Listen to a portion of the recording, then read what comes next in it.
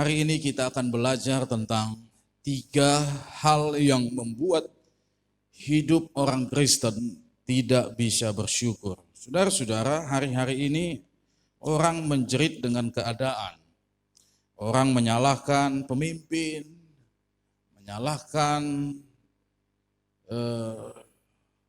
situasi, menyalahkan keadaan dan lain sebagainya. Ya, semua orang menjerit dalam keadaan-keadaan yang seperti ini, saudara. Tetapi orang percaya, orang Kristen yang sejati adalah orang yang harus selalu bersyukur di dalam hidupnya. Katakan amin. Dan untuk bersyukur, saudara, ada beberapa hal yang membuat kita tidak bisa bersyukur. Kita harus tahu itu. Mari kita baca dalam Bilangan pasal yang ke-11.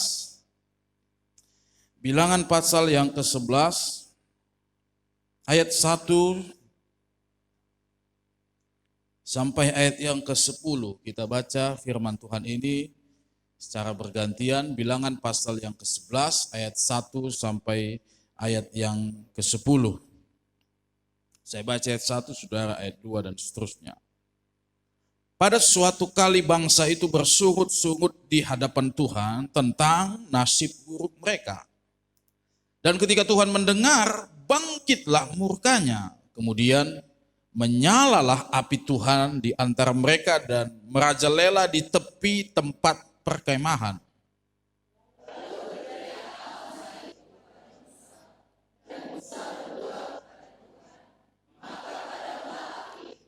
Sebab itu orang menamai tempat itu Tabera, karena telah menyala api Tuhan di antara mereka.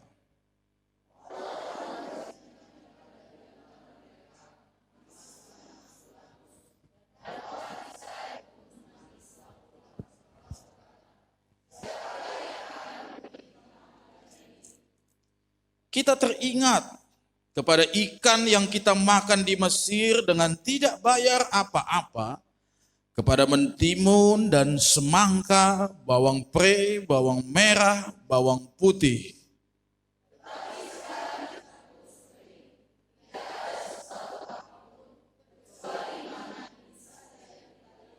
Adapun mana itu seperti ketumbar dan kelihatannya seperti damar bedolah.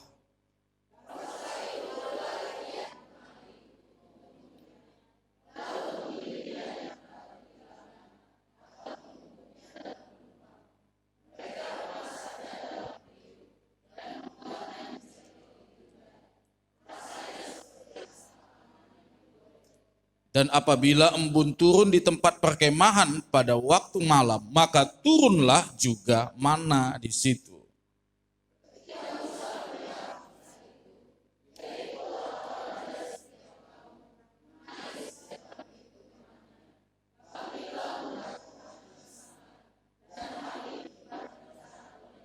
Kita katakan amin. Dalam beberapa kali kita atau saya sudah menyampaikan firman tentang kisah bangsa Israel ini, ya. Saya ingat ada sekitar 4 kali saya menyampaikan kisah. Jadi sebenarnya ini seri dari perjalanan bangsa Israel. Nah, saudara-saudara, yang membuat kita bersyukur itu adalah karena hati kita. Ya. Hatilah sumbernya, bukan di pikiran, tetapi hati. Jadi bersyukur itu akibat dari kualitas hati yang sehat. Orang yang bersyukur itu pasti hatinya diliputi rasa damai, tentram, bahagia. Ya.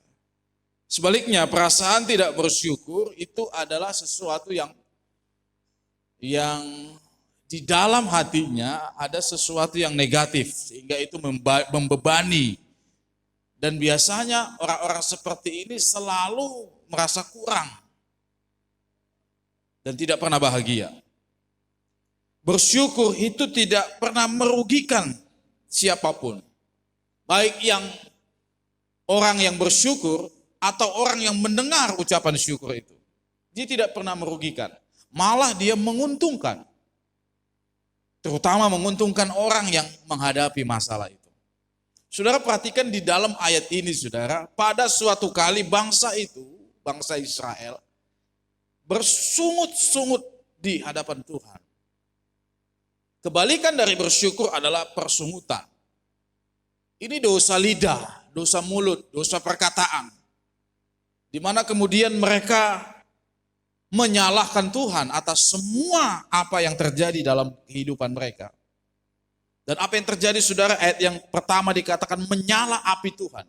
Jadi Tuhan turun seperti nyala api di tengah-tengah perkemahan mereka. Mereka dikelilingi oleh api. Itu artinya sebentar lagi kalau masih bersungut juga, mereka mungkin akan habis terbakar oleh api. Tetapi Tuhan, ayat yang ketiga ini, ayat 2, Musa berteriak kepada Tuhan dan dia berdoa. Tentu saya pikir doa Musa ini, doa di mana Musa berkata, ampunilah bangsa ini. Dan ketika Musa berdoa, padamlah api itu. Api itu melambangkan amarah daripada Tuhan. Kemarahan daripada Tuhan. Kalau kita bersungut-sungut, yang terjadi adalah api bagi hidup kita. Api itu kan sesuatu yang berbahaya, membakar. Lihat gedung kejaksaan Republik Indonesia. Terbakar oleh api semua. 8 atau 9 tingkat itu terbakar semua oleh api. Habis, tidak ada yang tersisa. Bayangkan itu masih api yang ada di dunia ini, apalagi api yang berasal dari surga. Pasti apapun dilahap, dihabiskan oleh api. Apalagi cuma manusia. Jadi persungutan itu selalu merugikan. Orang yang bersungut-sungut itu dia sedang merugikan dirinya sendiri. Karena persungutan mendatangkan api murka Tuhan. Apa yang membuat kita tidak bisa bersyukur? Tentu ini yang harus kita pelajari saat pagi hari ini tentang kisah dari bangsa Israel ini. Yang pertama saudara, kenapa orang Kristen tidak bersyukur? Saya pelajari bahwa karena kita sering memfokuskan diri pada apa yang kita inginkan, bukan pada apa yang kita miliki. Fokusnya itu pada keinginan, bukan pada apa yang ada pada dirinya. Beda ya. Fokusnya pada keinginan. Coba kita lihat ayat 4. Orang-orang bajingan yang ada di antara mereka kemasukan nafsu rakus. Apakah ini baik saudara? Nafsu rakus. Dari manakah nafsu rakus? Dari keinginan. Betul? Dari keinginan, bukan dari kebutuhan. Seseorang yang rakus, atau dalam bahasa yang lebih elegan, serakah gitu. Tamak adalah seseorang yang tidak bisa mengendalikan keinginannya. Bayangkan di dalam bangsa Israel ada orang-orang yang disebut, maaf ya, bajingan. Kata ini sebenarnya tidak cocok kita ucapkan. Tapi Alkitab katakan mereka seperti itu. Karena apa? Mereka diliputi dengan nafsu rakus. Mungkin saudara berkata, oh apa kita nggak boleh punya keinginan Pak? Boleh. Tetapi kita harus sadar, keinginanlah akar dari yang membuat semuanya kehidupan kita tidak bahagia. Kita harus mengubah fokus perasaan kita, bukan pada keinginan. Karena keinginan itu tidak pernah bisa dipuaskan, terpuaskan. Apalagi kalau itu bicara tentang keinginan daging. Keinginan mata. Dan akhirnya menyebabkan seseorang mengalami keangkuhan hidup. Keangkuhan hidup itu melahirkan nafsu rakus yang sangat luar biasa. Coba pikirkan dan fokuskan pada sesuatu yang lebih bermanfaat. Apa itu? Pikirkan bahwa apa yang sudah kita miliki, apa yang ada pada hidup kita, itu berasal dari Tuhan. Bukan apa yang harus kita inginkan. Alkitab pernah mencatat satu kisah, seorang kaya yang memiliki kekayaan yang sangat luar biasa. Dia membangun sebuah lumbung dan dia berkata, hai jiwaku, bersenang-senanglah. So, kekayaan tidak pernah habis. Tapi datang firman Tuhan kepadanya pada malam hari. Hei, orang kaya yang bodoh, kalau pada malam hari ini engkau mati, apakah yang bisa kau perbuat? Dia disebut bodoh, kenapa? Karena ternyata walaupun dia memiliki seluruh atau seisi dunia ini, ternyata keinginan terakhirnya pun hanya kematian. Dan kematian itu tidak menyelamatkan hidupnya. Kematian itu justru membinasakan hidupnya. Banyak kita fokus sekali pada keinginan. Coba perhatikan dari mana datangnya dosa.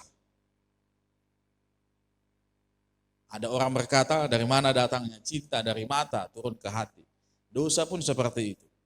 Hampir-hampir mirip dari mata. Karena mata kan panca indera. Dari mata kita menginginkan sesuatu. Dari mata kita punya ambisi. Ya, dari mata kita ingin mendapatkan sesuatu. Lalu dari hati itu masuk ke hati dan menimbulkan keinginan yang jahat.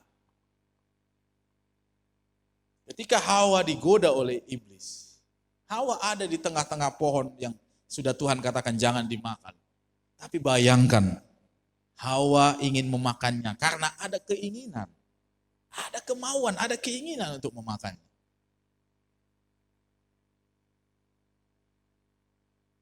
Coba kita fokus pada apa yang kita miliki. Bukan apa yang kita inginkan. Berapa banyak orang terbeban, stres, karena dia tidak mendapatkan apa yang ia inginkan. Kalau mungkin disuruh saudara menulis buku yang paling banyak adalah buku keinginan. Betul nggak saudara? Coba setiap masing-masing orang manusia di dunia ini tulis satu buku. Pasti buku itu namanya buku keinginan. Tuhan, hari ini aku pengen ini. Dan itu nggak pernah habis. Nggak pernah habis. Saudara bayangkan kalau semua keinginan itu diberikan Tuhan, apa yang terjadi? Binasa hidup kita. Sama seperti seorang anak, kalau semua yang diinginkannya diberikan oleh orang tua, rusak masa depannya. Betul saudara? Rusak dia. Karena tidak semua yang menjadi keinginan itu adalah baik bagi hidupnya. Ada banyak hal keinginan justru menjadi jerat iblis untuk menjatuhkan orang-orang percaya. Lihat Daud jatuh dari keinginan mata yang melihat seorang wanita yang bernama Batseba. Salomo anaknya juga dari keinginan mata. Saya sering mengingatkan kita semua bahwa kekayaan yang sejati itu adalah menikmati. Atau yang dalam Pengkhotbah 5 ayat 18, saudara catat saja ayatnya situ. Ada di situ ayat. Karunia menikmati. Di situ diungkapkan ada orang yang memiliki sesuatu tapi tidak bisa menikmatinya. Coba saudara bayangkan, bisa memiliki tetapi tidak bisa, tapi ada orang yang nggak punya apa-apa tapi menikmati semuanya. Banyak dalam kehidupan ini yang nggak bisa kita nikmati kan.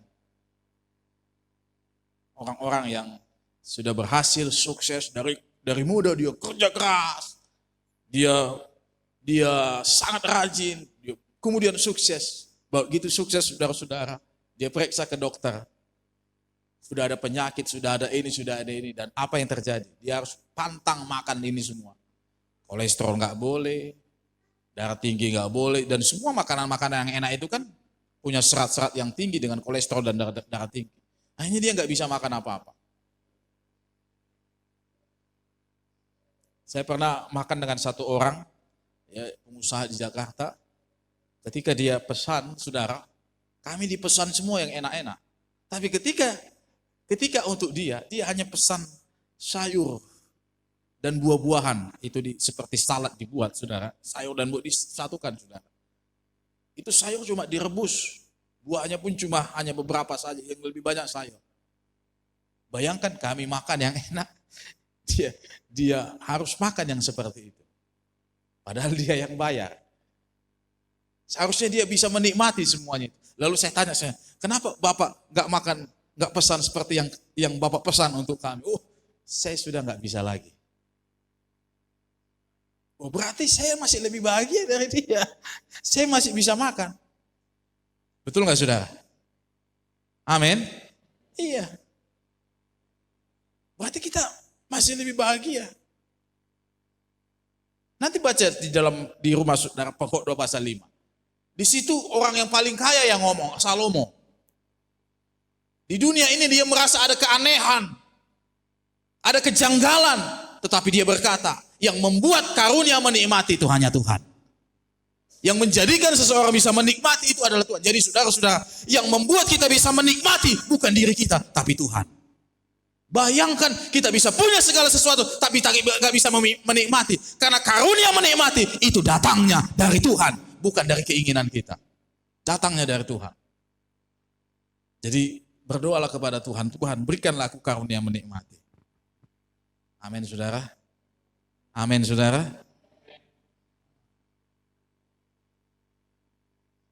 Ada seorang dokter. Dokter ini terkenal di Medan. Ya. Istrinya cantik, anaknya ada 4. 2 di Inggris, 2 di Amerika. Sekolah dokter juga. Ya. Dokter ini seorang dokter yang sangat terkenal. Jadi rumahnya ada di Setiabudi, rumahnya ada di Jalan Cemara. Prakteknya pun besar. Dia kalau liburan, libur aja 4 hari dia sudah pergi ke Inggris, ke Italia, ya, Spanyol, ke Yunani. Jadi dia nggak pernah liburan ke Brastagi, liburan ke Perapat, nggak gitu lagi dia. Itu bagian-bagian kitanya itu, ya kan? Dia liburan langsung tiba-tiba di Eropa. Tetapi dia pernah berkata dalam hidupnya, semua udah kucapai di dunia ini. Aku dokter, istriku dokter. Penghasilan kami sangat besar. Ya, anak-anak kami semua sukses. Kuliah di Amerika, kuliah di Inggris, sukses semuanya, berhasil semuanya. Tapi dia berkata, tapi aku sepertinya nggak bisa menikmati apa arti hidupku ini. Coba perkataan apa yang diucapkan seorang yang sukses? Dia nggak bisa menikmatinya. Karena harus kita ubah fokus kita. Ubah fokusmu. Maka yang terjadi adalah hatimu akan berubah. Amin saudara. Ubah fokusmu. Ubah pemikiranmu. Maka hatimu akan berubah. Yang kedua, kecenderungan atau hal yang membuat kita tidak bersyukur adalah membanding-bandingkan keadaan. Saudara perhatikan ayat 5. Kita teringat kepada ikan yang kita makan. Perhatikan, dia teringat ikan yang dimakan di Mesir. Di mana? Dengan tidak bayar apa-apa kepada mentimun semangka. Ini jadi apa ini? Apa bumbu-bumbu masak. Bawang pre, bawang merah, bawang putih. Jadi ternyata saudara-saudara di zaman perjanjian lama sudah ada bawang merah, bawang putih. Mentimun, semangka. Jadi jangan-jangan ini buah yang disenangi oleh bangsa Israel. Ya. Kita makan ikan, kita makan semangka, bawang pre, bawang putih semua. Dengan tidak bayar apa-apa. Apakah ini betul? Tidak. Mereka justru kerja paksa. Mereka kerja rodi. Mereka jadi budak. Mereka gak digaji. Lalu dikasih makan seperti itu, ya wajar saudara-saudara. Kalau gak dikasih makan mati. Tuhan kasih mana? Sesuatu yang gak seharusnya. Manalah yang mereka berkata kami gak bayar apa-apa. Sebenarnya ini kenapa persoalannya? Kenapa persoalan ini terjadi? Karena orang Israel bosan makan mana. Jadi mereka berpikir, kami teringat tentang daging. Kapan kami makan daging? Coba saudara pikir, di padang gurun masih berpikir cari daging. Selamat aja sudah syukur. Inilah manusia, itulah keinginan. Kapan kami makan? Jadi teringatlah mereka. Mereka bandingkanlah kondisi di padang gurun dengan kondisi di Mesir. Jadi orang Israel itu badannya sudah keluar dari Mesir, udah jauh. Tapi hatinya masih di sana. Hatinya masih ada di Mesir. Susah ini memang. Ini pertaruhan hidup kita. Apa hati kita masih ada di dunia ini? Dan setiap kali ada masalah, bangsa Israel itu selalu balik ke belakang. Dulu di Mesir kami makan ini, dulu di Mesir kami selalu kepada apa yang terjadi di Mesir. Padahal mereka tahu bahwa di Mesir itu mereka jadi budak. Di padang gurun mereka jadi orang bebas. Dia membandingkan apa yang mereka dapatkan di Mesir dengan apa yang mereka dapatkan di padang gurun. Jangan, saudara. Hati yang masih melekat pada Mesir itu adalah sebuah kejahatan di hadapan Tuhan. Maka Tuhan berkata, jangan ada Allah lain di hadapan. Apa yang ada di dalam hati kita? Hanya Tuhan. Ketika kita membandingkan diri kita, wah, saya sudah jelaskan berkali-kali ini, saudara. Ada sekitar 2 atau 3 kali saya jelaskan. Posisi hati kita pasti posisi yang negatif. Tidak pernah orang membandingkan posisi hidupnya positif. Tidak pernah. Posisinya pasti negatif. Kecenderungan manusia selalu ke sana. Ketika dia mulai membandingkan, posisi hatinya pasti negatif. Tidak pernah berpikir positif. Kenapa itu bisa terjadi? Karena memang seperti itulah. Ada tendensi. Karena hidup kita sudah dikuasai oleh dosa. Bandingkan ini saya kasih ilustrasi. Kain dan Habel. Manusia ketiga dan manusia keempat. Mempersembahkan korban ibadah sama Tuhan. Firman Allah berkata, Habel diterima oleh Tuhan, Kain tidak diterima. Lalu apa yang terjadi? Kain merasa panas hati. Mukanya muram. Harusnya Kain introspeksi, ya kan? Tanyalah sama Tuhan, Tuhan, ada apa persembahanku? Apakah ibadahku kok enggak berkenan, kok enggak diterima ya? Kok Habel diterima? Tapi apa yang terjadi? Pikirannya negatif. Tuhan sudah ingatkan, Kain kenapa mukamu muram, hatimu panas? Hati-hati. Iblis sudah mengintip di depan hatimu.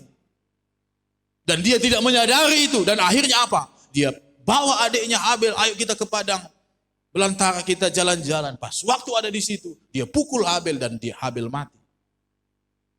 Bayangkan, dari mana pembunuhan itu terjadi? Dari membanding-bandingkan. Ngeri kan? Dan yang dibandingkan bukan orang lain, bukan saingannya, tapi adiknya sendiri.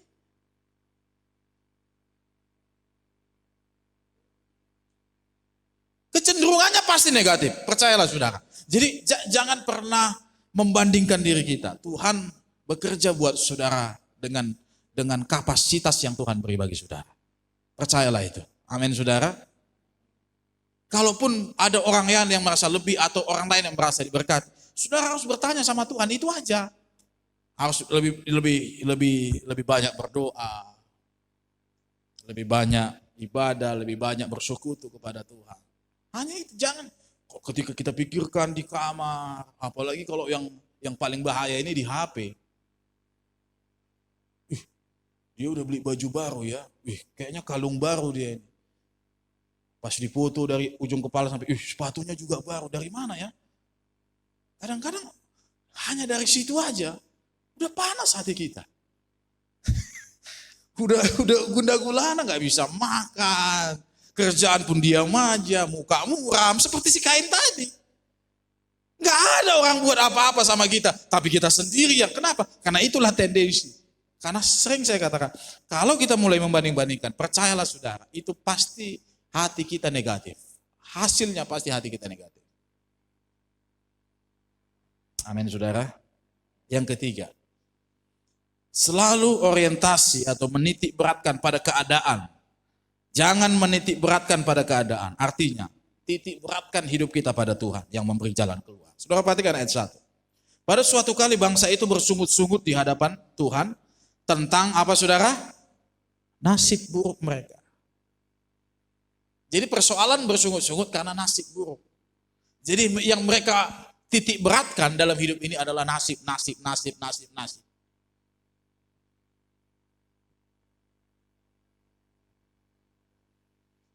Orang kalau udah kayak gini pikirannya saudara, wah udahlah, gak pernah bisa bersyukur. Ini sudah jadi nasibku ini. Dan selalu nyalakan keadaan. Dan biasanya orang-orang seperti ini cari jalan pintas kan. Dia potong proses pertumbuhannya. Dia potong segala hal yang menyebabkan dia bertumbuh, akhirnya dia mati. Mereka bersungut-sungut karena nasib buruk. Saya mau tanya, apakah Tuhan memberikan nasib buruk bagi kita? Siapakah yang percaya di sini sidang jemaat yang hadir pagi? Siapakah yang percaya Allah yang kita sembah adalah Allah yang memberikan nasib buruk bagi manusia? Ada? Tidak pernah kita berkata begitu. Yeremia 29 ayat 11. Rancanganku rancangan damai sejahtera. Rancanganku rancangan membawa engkau kepada hari depan yang penuh harapan. Lalu nasib buruk dari mana? Pertama, nasib buruk mungkin itu sebagai proses hidup kita. Seperti Ayub. Ketika dia kehilangan harta, kehilangan segala-galanya. Itu akibat diproses oleh Tuhan, diuji oleh Tuhan. Tapi yang kedua, nasib buruk bisa terjadi karena apa? Karena pilihan kita. Saya lanjut tadi tentang Kain. Ketika Kain membunuh Habel, apa kata Tuhan? Mulai saat ini, Kain, orang yang melihat engkau juga akan berniat membunuh engkau. Jadi setiap lihat Kain, pengennya mau bunuh. Jadi kerjanya selalu lari kan? Itulah yang menyebabkan Kain tidak dibunuh oleh Tuhan. Tapi Kain dibuat supaya dia dikejar-kejar oleh orang yang akan membunuhnya. Jadi nasib buruk bisa menjadi sebuah proses, menjadi sebuah ujian. Tapi nasib buruk bisa karena pilihan kita, keputusan kita. Tapi saya ingin saudara, jangan titik beratkan pada keadaan. Titik beratkan pada Tuhan yang memberi jalan keluar. Jadi doanya seperti ini, Tuhan, bentuklah aku. Banyak orang Kristen berdoanya apa? Bebaskanlah aku. Kalau bebaskan aku, sifatnya berarti nasib buruk ini harus dihalaukan Tuhan. Tapi ternyata segala sesuatu bisa dipakai Tuhan mendatangkan kebaikan. Jadi bentuk itu bicara tentang pertumbuhan kita. Kesulitan adalah sesuatu yang membuat kita bertumbuh. Bila ada masalah, jangan bertanya, mengapa demikian? Tapi apa yang engkau ingin aku pelajari? Ketika engkau menyerah, kau tidak bisa bertumbuh. Jangan titik beratkan hidupmu pada masalah. Saya berkali mengatakan, kalau kita punya masalah, jangan bolak-balik pikirkan masalah itu. Saudara punya masalah? Siapa yang punya masalah? Coba angkat tangan. Kalau nggak punya masalah, biar kita kubur dia. Ya, karena hanya orang mati nggak punya masalah. Semua punya masalah. Jangan pikirkan, fokuskan hidupmu pada masalah. Pikirkan Tuhan yang menyelesaikan masalah. Amin saudara. Beda ya. Pikirkan Tuhan yang menyelesaikan masalah hidup. Baru kau bisa mengucap syukur. Baru di situ ketika kita memikirkan masalah kita, pasti yang terjadi persekutuan. Tapi ketika kita memikirkan Tuhan, yang kita lakukan adalah mengucap syukur. Amin saudara. Yang terakhir, ada dua alasan mengapa kita bersyukur. Pertama, orang yang bersyukur adalah orang yang yakin bahwa Allah tetap memegang kendali seburuk apapun situasi yang ia hadapi. Bersyukur itu adalah iman. Iman yang bagaimana? Iman yang percaya bahwa Tuhan yang punya kendali. Kalau bersungut-sungut berarti dia menyalahkan Tuhan. Kenapa Tuhan gak becus? Kenapa Tuhan seperti ini? Gak tahu mengatur situasi.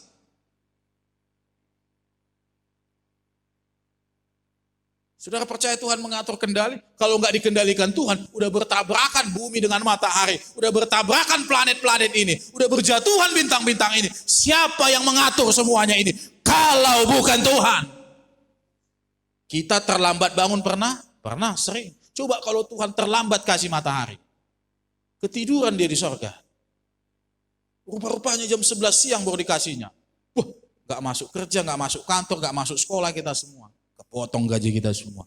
Karena merasa masih malam. Iya kan? Tengok jam, jangan-jangan jam matinya itu. Dari tadi malam udah mati mungkin. Padahal sudah jam 11 siang. Hari masih gelap. Tapi Tuhan gak pernah lupa menjadikan semuanya itu. Kenapa? Karena dia yang mengatur dan berdaulat. Orang yang bersyukur, dia percaya, dia punya iman. Sekali lagi, bersyukur adalah bahasa iman. Iman yang seperti apa? Iman yang percaya bahwa Tuhan memegang kendali. Yang kedua, bersyukur, orang yang bersyukur adalah orang yang telah mengalahkan tujuan iblis dalam hidupnya. Karena iblis tidak bisa mengalahkan orang yang mengucap syukur. Sekali lagi, iblis memakai mulut kita untuk bersungut-sungut. Dan disitulah iblis menjatuhkan kita. Banyak orang jatuh karena dosa mulut kan, dosa perkataan. Banyak. Perhatikan dalam kitab Yakobus, jika kau punya iman tapi kau tidak bisa mengekang lidahmu, tidak mengekang lidah, tidak menjaga perkataan, kau jatuh ke dalam berbagai-bagai kesakitan, berbagai-bagai bencana, berbagai-bagai masalah. Yang sering menjadi masalah adalah karena lidah kita, mulut kita. Itu sumber masalah. Sumber masalah terbesar di dunia ini karena perkataan, karena mulut, karena lidah. Dosa mulut, dosa lidah. Itu terjadi kenapa? Karena iblis memakai itu semua untuk menjatuhkan orang percaya. Jadi orang yang bersyukur, dia telah mengalahkan tujuan iblis dalam kehidupannya. Jangan iblis mendapat keuntungan dari kita. Ayub dia tetap sabar di hadapan Tuhan. Walaupun kadang-kadang pernah dia bersungut-sungut. Tapi dia lihat lagi dirinya, dia lihat lagi Tuhan. Dia berkata, Tuhan, Engkau sanggup mengadakan segala perkara. Kadang-kadang di tengah kesakitannya dia harus menangis, meratap sendiri. Dia tidak didampingi istrinya, tidak didampingi anaknya, tidak didampingi sahabatnya. Tapi dia bersama dengan Tuhan. Dia percaya Tuhan. Dia tahu Tuhan tidak meninggalkan dia. Orang yang bersyukur, dia tahu bahwa Allah tetap memegang kendali atas hidupnya. Walaupun semua manusia meninggalkan kehidupan kita. Tuhan berkata, aku tidak meninggalkan kamu. Aku tidak membiarkan kamu. Jadi selalu ada alasan untuk mengucap syukur. 1 Tesalonika 5 di sana dikatakan, bersyukurlah dalam segala hal. Artinya segala hal, kita nggak punya pilihan. Tuhan, Alkitab tidak katakan bersyukurlah waktu engkau sehat, bersyukurlah waktu engkau dapat gaji yang besar, bersyukurlah waktu anak-anakmu baik, bersyukurlah waktu keluargamu bahagia. Tidak, Alkitab berkata bersyukurlah dalam segala hal. Berarti kita nggak punya pilihan kan? Kalau segala hal kan nggak ada pilihan lagi. Dalam segala apa baru bersyukur? Enggak, semua kita nggak punya pilihan. Pilihannya cuma satu, bersyukurlah. Dalam hidup ini pilihannya cuma satu, bersyukurlah.